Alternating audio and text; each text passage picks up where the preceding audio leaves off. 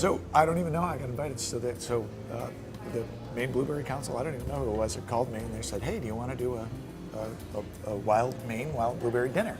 And I'm like, well, I'd have to think about that. I'm like, you probably don't want just blueberry muffins and blueberry crepes. And they're like, no, we want, other stuff. So I took it as a challenge. It was really fun. Essentially, there's 8 courses here. There's 5 entree courses and 3, wow, and then a bunch of breads. And so I use blueberries in, I don't know, about 15 different ways, and only one of them is sweet out of all of that.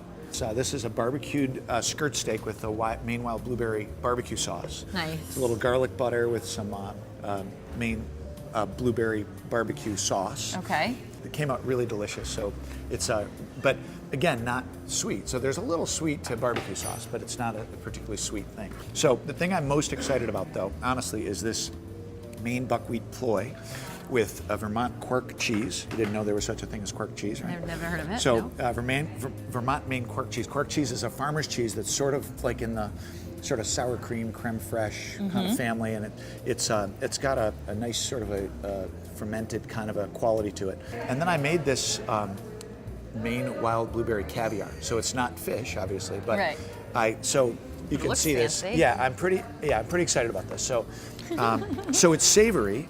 So it looks kind of like caviar. It actually looks like pressed Malasol caviar. So do you mind eating? You taste it? All right, here, I'll give you a bite. Sign me up. So that's it's a little savory, it's a little bit sweet, and it's a little bit salty. It's kind of like caviar.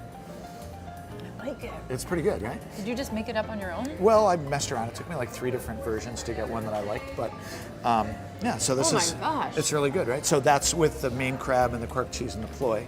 There's a lot of wild blueberries that are grown in Canada, for one thing, but then there's even more cultivated, those bigger high bush blueberries. They are grown in North America and South America, and that's putting a lot of pressure on our industry right now. So the impetus on us is to do all we can to promote and market and drive demand. We got wild Maine blueberry sangria, and it's dry. It's not what you would expect. It's not a sweet kind of cloying kind of thing. It's like a dry, refreshing kind of drink. It's amazing. We just really want the hospitality industry in Maine, which is doing so well. Food and beverage is just such an amazing sector for the economy, to learn a little bit more about Maine wild blueberries. Putting it on their menu first and foremost, beyond a pancake or a muffin. It's a really versatile fruit. You just met with Chef Turin, who's doing all this incredible stuff. So sweet, savory, drinks. So utilize it and also do it year round. It's not just an August fresh fruit. We want people to enjoy it fresh in August. It's so wonderful. But then because we freeze the vast majority of it, these chefs can use it all year round for all sorts of different things.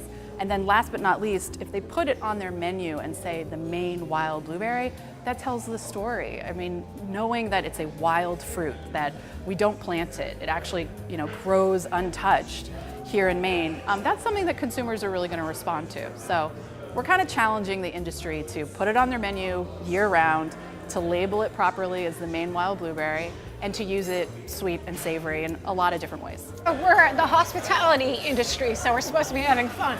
That's right. It's really a fun night. That's right. A fun night. You're a To fun get industry. everyone together. Exactly. Cheers. Cheers.